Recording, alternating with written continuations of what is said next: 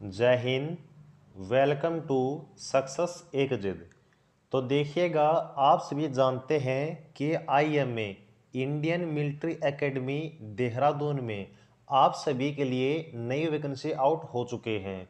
और यहाँ पर इस वैकेंसी के जो भी आपके कंप्लीट सिलेक्शन प्रोसेस है वो हम आज डिस्कस करने वाले हैं।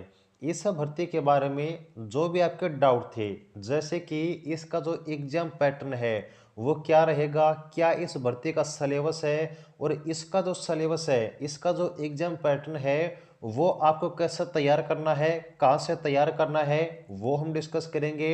यहाँ पर आपके एग्जाम के लिए जो आपके एडमिट कार्ड आने वाले हैं वो किस बेस पर आएंगे, क्या एडमिट कार्ड की कट ऑफ रहने वाली है, इसके अलावा इसकी जो आपकी सिलेक्शन प्रोसेस है, इस सिलेक्शन प्रोसेस में आपका जो मेडिकल है वो होगा या फिर नहीं, आपका जो फिजिकल होगा वो होगा या फिर नहीं होगा, इसकी एग्जाम लोकेशन, इसका ट्रेड टेस्ट, जो भी आपकी कंप्लीट इन्फॉर्मेशन है, हर एक डाउट इस वीडियो में आपका कवर करने वाले हैं। तो चलिएगा, जो भी आपकी इन्फॉर्मेशन है वो बिल्कुल ऑफिशियल नोटिफिकेशन के साथ आपको बताते हैं। तो यहाँ पे देखिएगा, जो आपकी भर्ती का ऑफिशियल नोटिफिकेशन है वो यहाँ पर हमने ओपन किया हुआ है। और जो भी जानकारी बताएंगे बिल्कुल ऑफिशियल आपको बताएंगे, कोई भी फेक न्यूज़ आपको हम नहीं देंगे। यहाँ पर अपनी तरफ से एक भी इंफॉर्मेशन नहीं बताएंगे, बल्कि जो आपकी ऑफिशियल न्यूज़ है, ऑफिशियल सिलेक्शन प्रोसेस है, वही आपके साथ हम शेयर करेंगे। तो सबसे पहले देखिएगा, यहाँ पर अगर बात करें कि इस भर्ती में आपकी कौन कौन सी पोस्ट के लिए वैकेंसी पब्लिश हुई है, तो यहाँ पर आपके लगभग 11 से अधिक पोस्ट हैं जिनके लिए वैकेंसी आपकी आउट हुई हैं।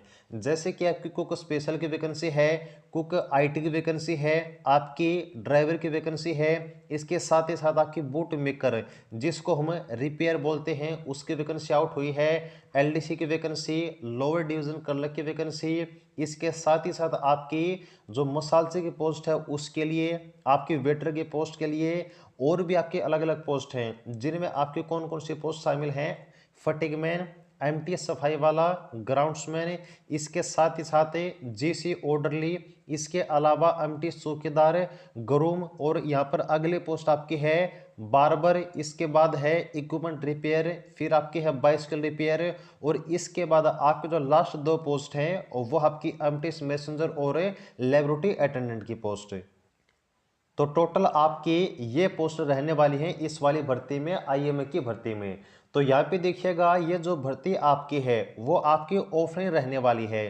तो किस प्रकार से आपको ऑफलाइन फॉर्म अप्लाई करना है, कहाँ पर अप्लाई करना है, कौन कौन से डॉक्यूमेंट आपको अटैच करने हैं, क्या चीज़ आपको कहाँ पर फिल करनी है, फॉर्म को फिल करने के जो भी आपके कंप्लीट प्रोसेस है, इसके साथ ही साथ जो भर्ती की आपकी कंप्लीट इन्फॉर्मेशन है, इन सब के ऊपर हमने अलग से वीडियो बनाई हुई है। उनका लिंक आपको वीडियो को डिस्क्रिप्शन में मिलेगा, वहां से आप वीडियो जरूर चेक कीजिएगा। अब देखिएगा, यहाँ पर आपका जो सबसे पहला डाउट है वो डाउट ये है कि क्या आप इस भर्ती में आप एक से अधिक पोस्ट के लिए अप्लाई कर सकते हैं या फिर नहीं। तो देखिए, आपको हमने पहले भी बताया था कि यहाँ पर आपकी जितनी भी पोस्ट हैं, तो अगर आप हर एक पोस्ट के जो क्वालिफिकेशन है, जो क्राइटेरिया है, अगर आप लोग फुलफिल करते हैं तो हाँ जी बिल्कुल आप इन सभी पोस्ट के लिए अप्लाई कर सकते हैं, कोई दिक्कत आपको नहीं आने वाली है। अब यहाँ पर आपका अगला डाउट है इस समय एज लिमिट को लेकर। तो आपका जो एज लिमिट है वो 18 से 27 साल है, लेकिन सिर्फ और सिर्फ 3 पोस्ट के लिए। कौन कौन सी, आपके ड्राइवर की पोस्ट, लैब अटेंडेंट की और आपकी डीसी ऑर्डरली की। इन 3 पोस्ट के अलावा जितने भी आपके अदर पोस्ट हैं वहां पर आपकी एज लिमिट रही है 18 से 25 साल। लेकिन ये जो एज लिमिट है सिर्फ और सिर्फ जनरल और आपकी ईडब्ल्यूएस के लिए है। यहाँ पर जो अदर पोस्ट हैं, इनकी जो अदर कैटेगरी हैं, उनको यहाँ पर एज में देखिए, SC ST को 5 साल एज में छूट, ओबीसी को एज में 3 साल की छूट, और पीएच कैटेगरी को यहाँ पर 10 साल एज में छूट मिलने वाली है। और यहाँ पर फीस की बात अगर आपको बताएं तो देखिए, फीस आपकी 50 रुपये रहने वाली है सिर्फ और सिर्फ जनरल के लिए। इसके अलावा अगर आपकी reserve category SC ST OBC EW से अगर आप लोग जनरल के अगेंस्ट अप्लाई करते हैं तो वहां पर आपको ये फीस पे करनी होगी। अब यहाँ पर सबसे जो पहला डाउट है वो डाउट है आपके एडमिट कार्ड को लेकर, कि आपका जो एडमिट कार्ड है वो किस परसेंटेज बेस पर आएगा, यहाँ पर कट ऑफ क्या रहेगी, एग्जाम पैटर्न क्या रहेगा। तो यहाँ पे देखिए, आपकी जो सिलेक्शन प्रोसेस है उस सिलेक्शन प्रोसेस में आपकी जो पहली स्टेज होगी ना, वो कौन सी होगी? वो होगी आपकी रिटन एग्जाम की। कौन सी होगी? रिटन एग्जाम की। तो आपका जो रिटन एग्जाम का पैटर्न है वो यहाँ पर आप लोग देख लीजिए। जो टोटल आपका एग्जाम पैटर्न है उसमें आपके टोटल 4 पार्ट में आपका एग्जाम पैटर्न डिवाइड हुआ है। कौन कौन से सेक्शन में? एक आपका है जनरल इंटेलिजेंस एंड रीजनिंग का, इसके 25 क्वेश्चन आएंगे, 25 नंबर आपको दिए जाएंगे। इसके बाद है आपका जीके का, जनरल अवेयरनेस का, इसके 50 क्वेश्चन आएंगे, 50 आपके नंबर रहने वाले हैं।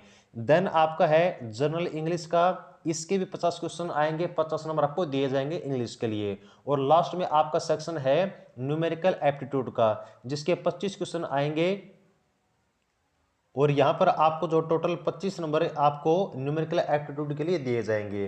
तो टोटल देखिएगा 150 क्वेश्चन आपके आने वाले हैं और 150 नंबर का जो आपका एग्जाम है वो यहाँ पर आपको देखने को मिलने वाला है। अब आपको बता देते हैं कि यहाँ पर देखिएगा जो आपका सिलेक्शन डिसाइड करेगा ना, वो आपका इंग्लिश और जीके करने वाला है, जो कि 150 में से आपके मात्र जो है 100 क्वेश्चन इसी सेक्शन से आने वाले हैं, जीके और इंग्लिश से। तो अगर आपको सिलेक्शन चाहिए तो इन 2 सेक्शन पर बिल्कुल अच्छी पकड़ आपको करनी होगी, क्योंकि अगर देखिएगा यहाँ पर आपको मैथ का सेक्शन अच्छा खासा आता है तो रीजनिंग का सेक्शन तो अपने आप ही आपको सोल्व हो जाएगा। तो यहाँ पर आपको इन 2 सेक्शन को बिल्कुल अच्छे से कवर करना होगा। अब यहाँ पे देखिएगा, अब बात करके आपकी जो तैयारी है इस एग्जाम की वो आपको कहाँ से करनी है और कैसे करनी है। तो देखिए, वैसे तो अगर हम ओवरऑल देखें तो ये आपके जो सेक्शन है वो आपके हर एक सब्जेक्ट में, हर एक एग्जाम में देखने को आपको मिल जाते हैं।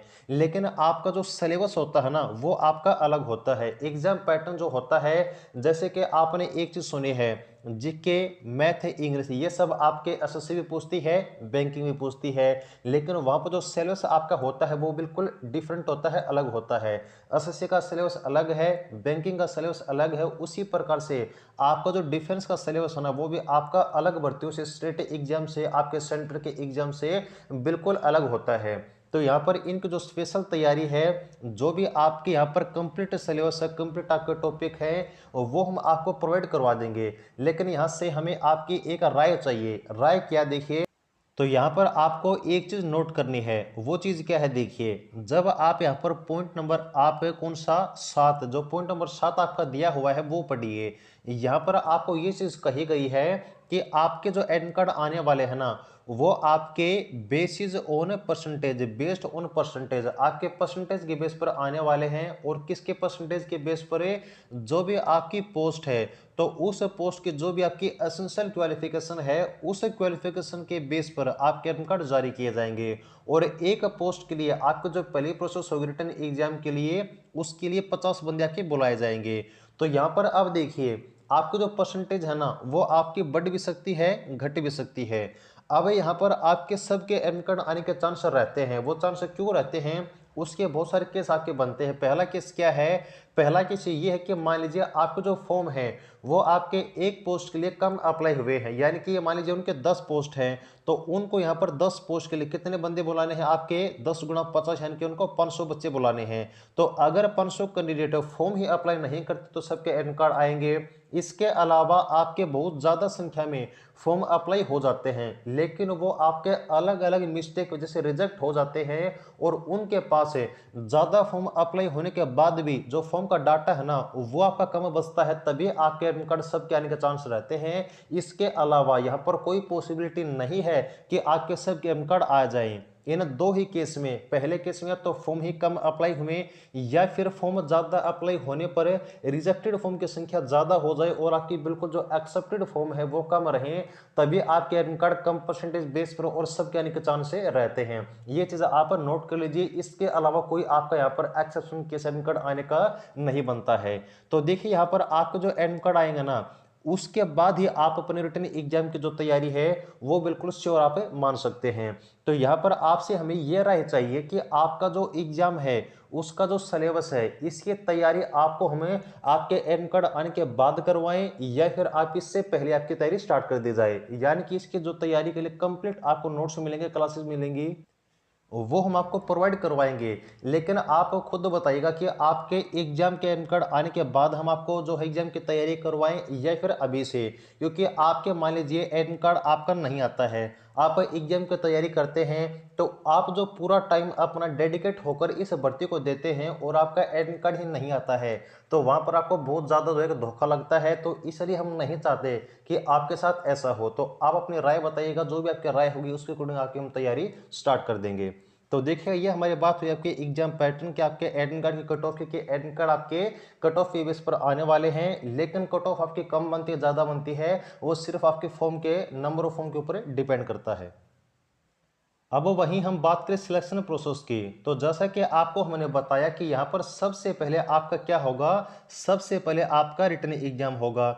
इसके बाद आपका होगा स्किल टेस्ट, जिसको हम बोलते हैं प्रैक्टिकल टेस्ट। अब ये क्या होता है, आप इसे कुछ जानते भी होंगे कि आपके जो पोस्ट होते हैं ना, उस पोस्ट के रिगार्डिंग जो भी आपका काम होता है वो आपसे प्रैक्टिकल करवा के देखा जाता है। तो अगर आप लोग अपना रिटन एग्जाम क्वालिफाई कर लेते हैं तो जितनी आपकी वैकेंसी हैं जिस पोस्ट के लिए, तो उतनी वैकेंसी के जो 10 कैंडिडेट हैं, यानी कि एक पोस्ट के लिए 10 कैंडिडेट, आपके टोटल वैकेंसी के 10 जो कैंडिडेट हैं वो आपके स्किल टेस्ट के लिए यहाँ पर क्वालिफाई किए जाएंगे। तो यहाँ पर आपका मात्र 2 प्रोसेस होंगे, एक आपका रिटन एग्जाम होगा, उसके बाद आपका स्किल टेस्ट होगा। इसमें किसी भी पोस्ट के लिए यहाँ पर कोई आपको फिजिकल टेस्ट नहीं होगा। और ये चीज़ आपको हम नहीं बताते, बल्कि आपकी इससे पहले जो आईएमए की भर्ती हुई है उस नोटिफिकेशन में जो आपको बात बताई गई थी, इसके अलावा ये जो आपकी भर्ती आई है और इस नोटिफिकेशन में जो आपको बात बताई गई है उसके अकॉर्डिंग आपको हम बता रहे हैं कि आपकी किसी भी पोस्ट के लिए इन पोस्ट में से आपको फिजिकल देने जरूरत नहीं है। ठीक है, किसी भी पोस्ट की फिजिकल आपकी कंडक्ट नहीं करवाई जाएगी। और अगर आप लोग यहाँ पर अपना रिटन एग्जाम उसके बाद अपना स्किल टेस्ट, ये दोनों स्टेज आप पास कर लेते हैं तो फिर आपका जो है जो डीवी होता है, डॉक्यूमेंट वेरिफिकेशन, वो आपका कंडक्ट होगा। तो डॉक्यूमेंट वेरिफिकेशन में जो भी आपकी यहाँ पर एसेंशियल क्वालिफिकेशन है, आपका जो डाटा है वो सब आपके डॉक्यूमेंट चेक होंगे। तो इसमें आपके एक और स्टेज आपकी शामिल है, वो आपकी मेडिकल की, कि आपके डाउट थे कि क्या इसमें आपका मेडिकल होगा या फिर नहीं होगा। तो हाँ जी, आपका मेडिकल 100 नहीं 101% बिल्कुल आपका कंडक्ट होगा, लेकिन वो आपका मेडिकल आईएमए कंडक्ट नहीं करेगा, इंडियन मिलिट्री एकेडमी आपका मेडिकल कंडक्ट नहीं करेगी। तो मेडिकल कौन कंडक्ट करेगा, तो देखिए आपका रिटन एग्जाम, इसके बाद आपका स्किल टेस्ट, ये दोनों स्टेज पास करने के बाद आपका क्या होगा, आपका डीवी होगा, डॉक्यूमेंट वेरिफिकेशन होगा। तो जब आपके घर पर डीवी का कॉल लेटर आएगा, डॉक्यूमेंट वेरिफिकेशन का कॉल लेटर आएगा, तो इसमें आपका एक और लेटर शामिल होगा, वो होगा आपका मेडिकल का। तो आपका जो मेडिकल है ना, वो आपको जो आपका डिस्ट्रिक्ट का सिविल हॉस्पिटल होता है उसी से बनवाना होगा। और वो मेडिकल बनवाकर जो फॉर्म आपको डॉक्यूमेंट वेरिफिकेशन के कॉल लेटर में मिलेगा, आपको फिल करवा के ले जाना है अपने हॉस्पिटल से। बस आपका मेडिकल होगा, लेकिन बिल्कुल कतई नॉर्मल होगा।